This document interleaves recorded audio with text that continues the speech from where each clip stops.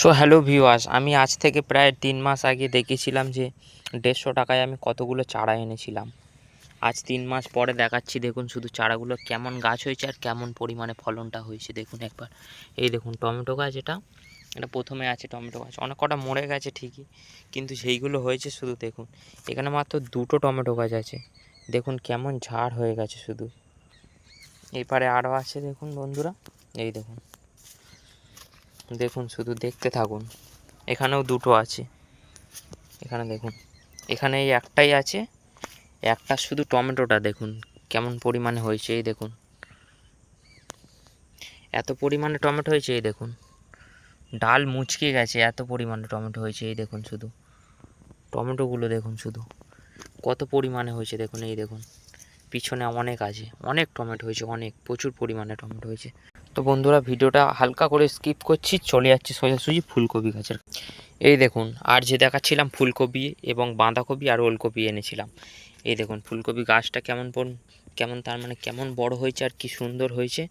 এখনও ঠিকই ফুলকপি ধরেনি ঠিকই, এই দেখুন ছোট ছোট ধরেছে, কিন্তু কেমন পরিমাণে হয়েছে দেখুন। এর মাঝখানে একটা করে বাঁধাকপি গাছ বসিয়েছিলাম আমি। এই দেখুন বাঁধাকপি গাছগুলো ঠিক করে হতে পারেনি, কারণ আমি বড্ড গায়ে গায়ে বসিয়ে দিয়েছিলাম। এই দেখুন ফুলকপি ধরেছে, ওই পারে প্রচুর গাছ আছে। ওই দেখুন কি সুন্দরভাবে হয়েছে শুধু দেখুন গাছগুলো। এখানে একটা টমেটো গাছ আছে, দেখুন টমেটো গাছটা এখনও টমেটো ধরিনি, কিন্তু টমেটো গাছটা গ্রোথটা দেখুন। এখানে একটাই টমেটো গাছে এত ঝাঁকড়া হয়েছে শুধু দেখুন।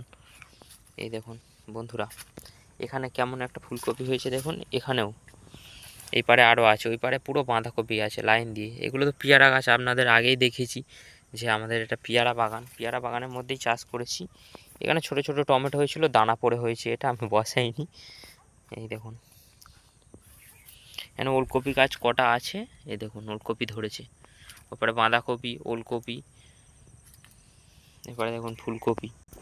আর এপারে দেখাচ্ছি দেখুন, এই দেখুন এই বাঁধাকপি গাছটা দেখুন কি সুন্দর হয়েছে।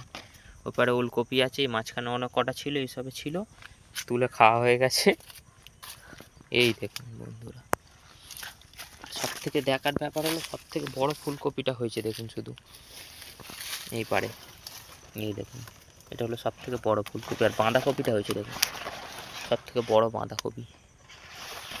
এই দেখুন বন্ধুরা, তো হালকা করে আবারও স্কিপ করছি, চলে যাচ্ছি ওই পারে। এই দেখুন হালকা করে স্কিপ করে আমি চলে এসেছি। এই দেখুন কেমন পরিমাণে শুধু হয়েছে দেখুন। এখানেও বড় হয়েছে ফুলকপিটা। এই পারে দেখুন, এই দেখুন